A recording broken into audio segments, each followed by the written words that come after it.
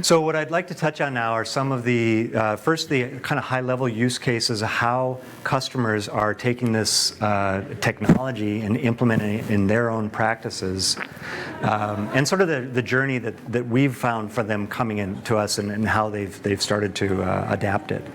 After which we're going to actually show you a demo of it in a live demo of it in action. So one of the first things that that we heard from customers, they'd say, and maybe they're already using object storage in some form. They had something on-prem, they were archiving it, maybe they had changed one or two applications to refactor them to go native to object.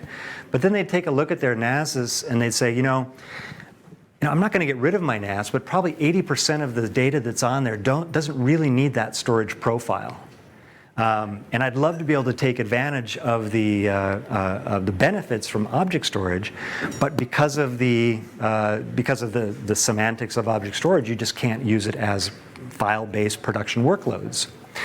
And that's the way they would take a look at this. But actually, the way that we do our distributed and streaming, and remember, we are a file system on top of object storage. We're not just exposing the underlying APIs.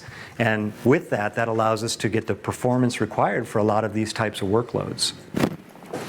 A second one we would get is, I can't tell you the number of times that people would just say, I've got AWS S3, I just want a mount point that I can use like it's a disk. Yep. Right? Mm-hmm. And we'd hear that a lot. And as it turns out, one of the most common use cases that they were searching for was the ability to back up to that. I mean, cloud is a fantastic place to consolidate this kind of data. And a lot of the backup vendors are starting to develop S3 connectors and things like that. But it doesn't really change the way they're doing it. They're still backing up locally and then replicating it off-site. And when you have to do a recovery, you still have to figure out how to get the entire image back. So what they found with LucidLink, they can just take the LucidLink mount point, configure it as the backup target, and write directly to it, streaming it into the cloud. And once it's in there, remember now, this is a shared global namespace, accessible from anywhere. So now you can mount that anywhere and stream the recovery back out. So if you have multi-terabyte virtual machines that you've backed up, you can actually boot and run those, streaming those off of LucidLink. In fact, we're going to show that today? Yes, we will. Yeah. Okay, we're going to show that to you today. And we've had a customer who had to do that with a failure. They ran their entire business for a week off of a LucidLink mount point. Yeah. We didn't know about it. I wouldn't recommend it, but And then after they've figured out how easy it is to set up just a mount point, use it, they see the performance available to it, they start looking around and saying, I've got a few file servers here that maybe I could just stick those into the cloud, or a mount point for an application server, or a group shared device or something like that. Just take that management that I've had to deal with, put it in the cloud, and it also allows the workers to connect to it from home, or to share that data with branch offices in a really easy and performant way. I mean, out of interest, do you know that when they ran that site for a week of the object storage up in the cloud, how much was were their data charges? That's a great question. So they were actually using Wasabi, believe it or not. And it was only one VM that was critical to them that was done this way. So it wasn't like the entire infrastructure was spun up. And this is where he also said, we weren't aware to the extent that this was being used, right? As soon as you do a recovery, normally from something like this, I wouldn't recommend that you continue running this way forever. Like, when you have the data, eventually you want to bring it back to something that is, there's a reason, SANs get sold with VMware, and with, there's EC2 and then there's EBS. There are reasons those things exist. Exactly. But yes. Yeah. And I think, to Johan's point, for instance, with Wasabi, there's no egress charges, if that's what you're alluding to, right? So their bill didn't change. In that case, obviously. In that case. In other cases, depending on the cloud provider, egress costs could go pretty high. Exactly. And we've done a lot of work to mitigate that to some extent. And again, I can talk about that a little later through caching, et cetera, right? Yeah. But in general, my point also is that, if we start saying that you could run your IT operations from there Yeah. as normal. Right. That probably won't be possible. Would No, well, we don't, that's really definitely not depends. what we're That advocating. really depends, yeah.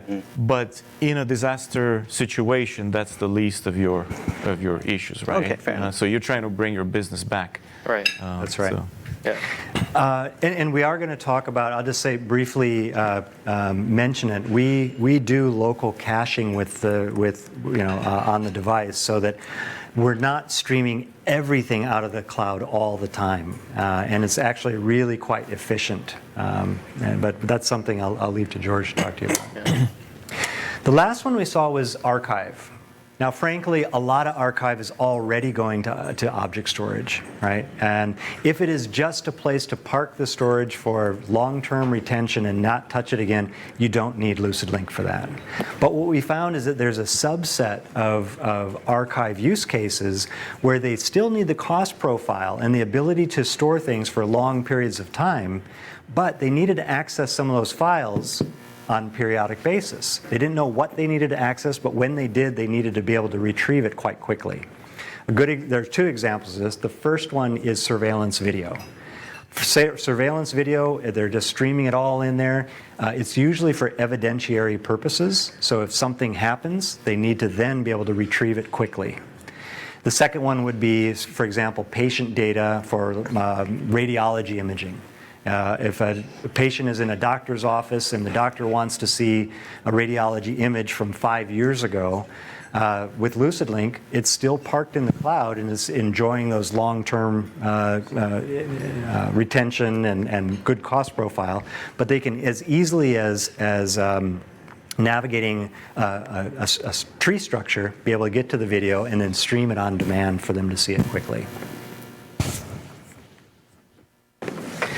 So again, we're not advocating that you can run to replace NAS full stop. But what we hear from customers is that when they look at what they have on their NASs, maybe 80% of it doesn't really need to be on that kind of disk. And so as we hear about these, when they tell us the different types of workloads that they're running on here, here's some examples of them.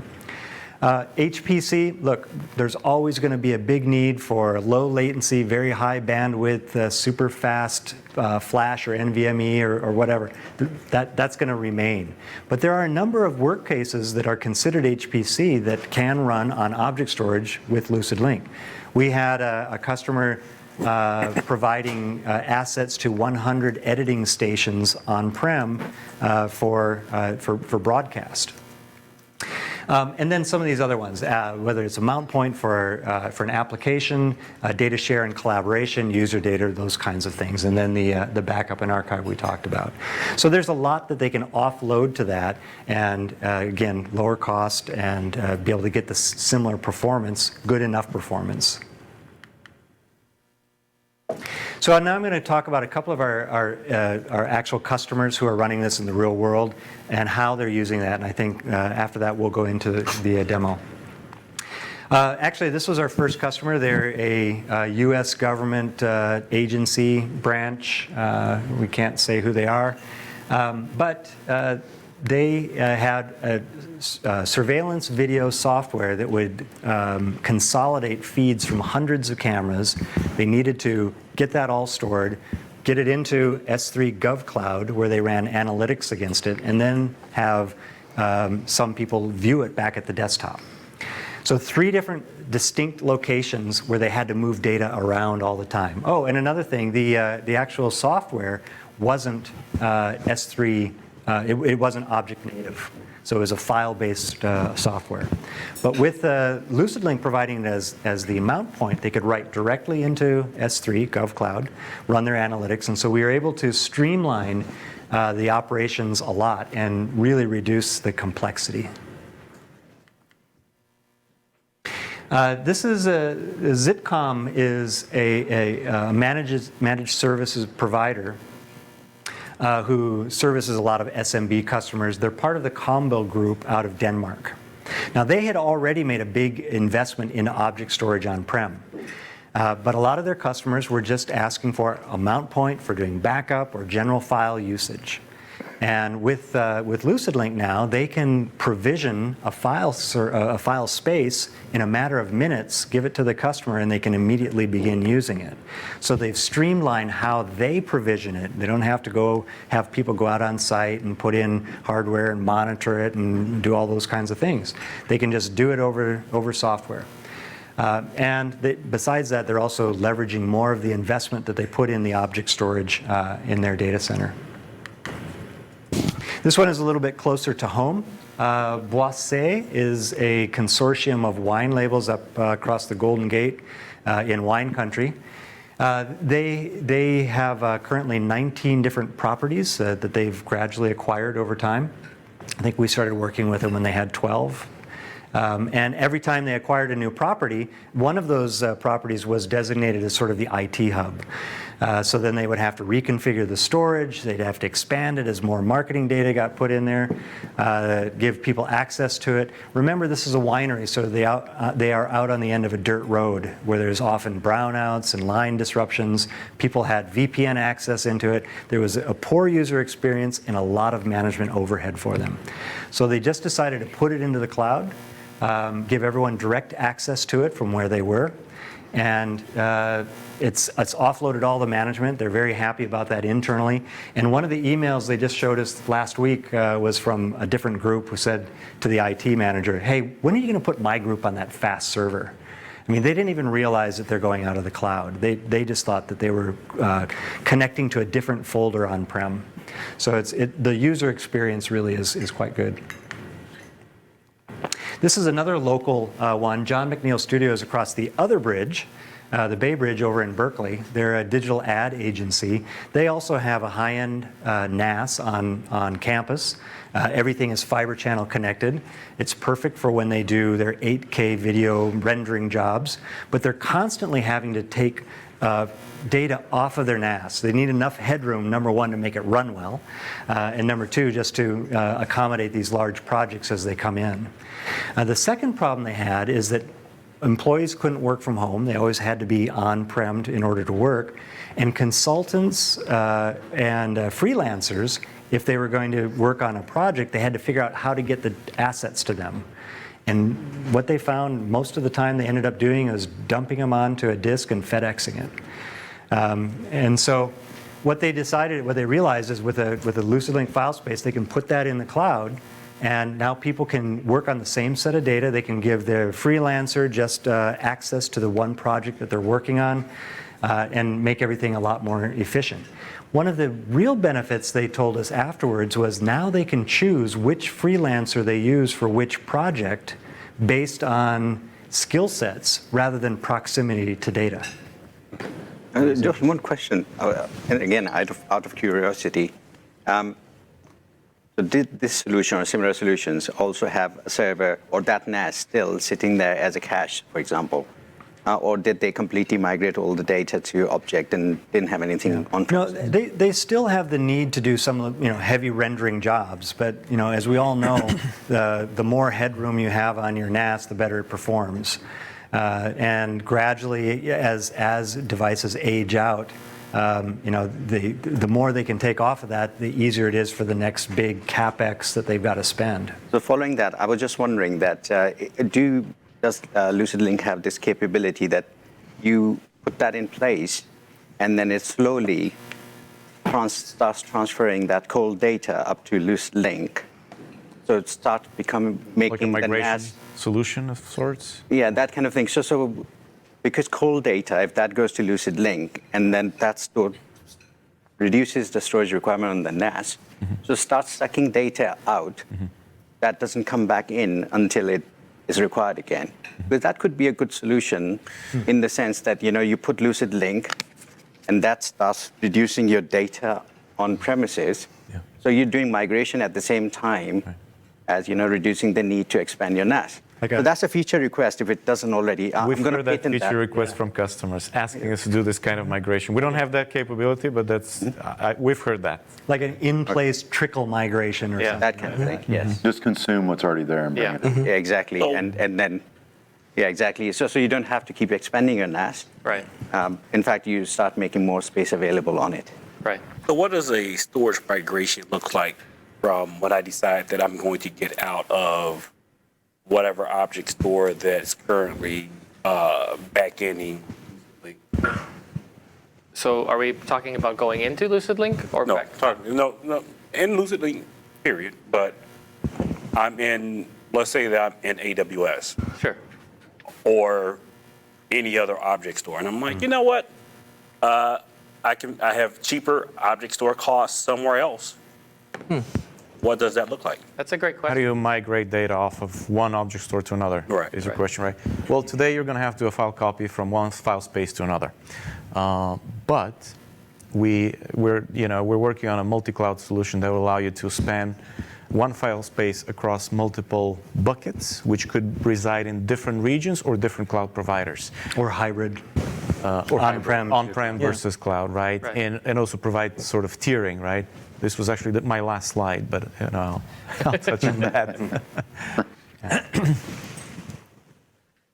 Yeah, we've had, and that's come up, interestingly, some of the economics today of cloud are, it can actually be cheaper to store it in a second provider than the egress costs you to bring it out.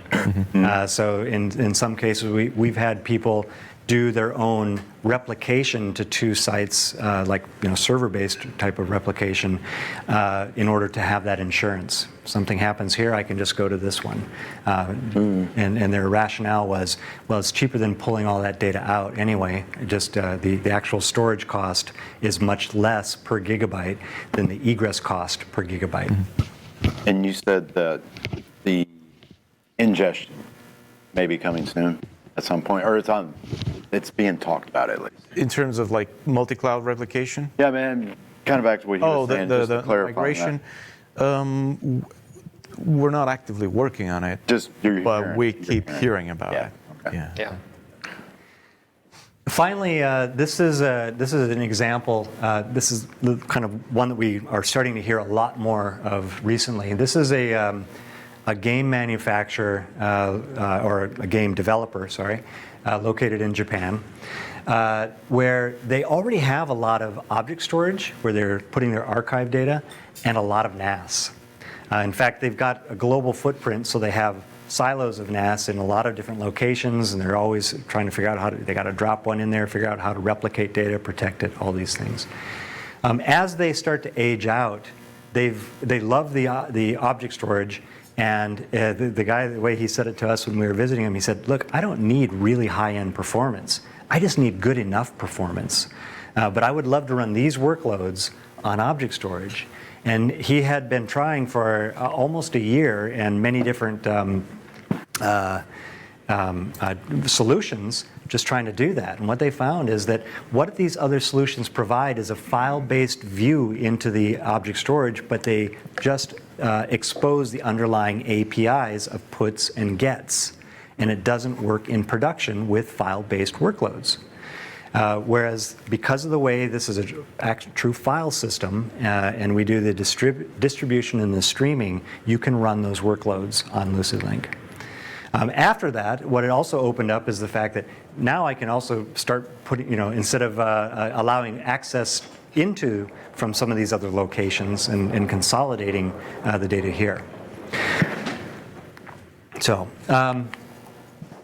that's my portion for you today. I'm going to ask Johan Hutenga, our solutions architect. He's going to get in now and show you a demo of it live. So before we get into the demo, just a couple of more questions Sure. on the backend service. So we've seen these types of solutions.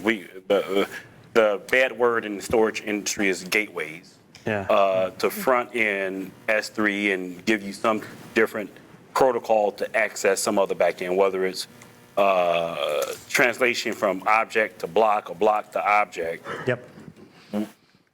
I'm assuming that this is some type of VM that I install on my on-prem to do that translation. No, this is not a VM. So how do I consume? What does it look like on-prem, especially when I want to get some level of performance? Right. Well, that's sort of part of my Presentation. Okay. Yeah. Okay. We'll wait. The architectural discussion that we're going to have, but let me just answer your question No, first, right? There's no need to install. I have a whole lot more questions. Yeah. Install any virtual or physical appliance to consume. It's entirely a software solution that you install on the client device. That device could be a laptop, workstation, or server, and that gives you direct connect to the object storage, so you see a full-blown global file system from that device. Okay, so there's no need for an intermediate gateway, and I will draw some parallels. Can you expand on that a little bit? Is it something that needs to go on every single client? Yes, it does. Okay. Yes, it does. You can use So it. my IoT device can't. Right. So yes, and that depends because Depends on we the OS of support the device. like even 32-bit Linux and ARM-based machines. So it could. And there are cases where organizations just don't want to put the LucidLink agent on each and every device. Well, you can use your existing file server, connect LucidLink on the backend, and sort of instantly cloudify it Right. and maintain your existing workflow. That's another use case that we're actually seeing in practice. We didn't think of that, and people are like, I don't want to change my environment here. Can I just put LucidLink on the backend? So it's instead of a file server replacement, think of it as a file server extension. Because they're not hit it, they're still going to that same file server that they've always gone Correct. to. This is just another disk. Right. And then what they realize is there's a class of user that is always in the office, and so that's fine for them. But some other ones who do need to have remote access get from the- home or from a branch office, they can use the client, and they can go directly to the object store. So you can really run that in parallel, both modes.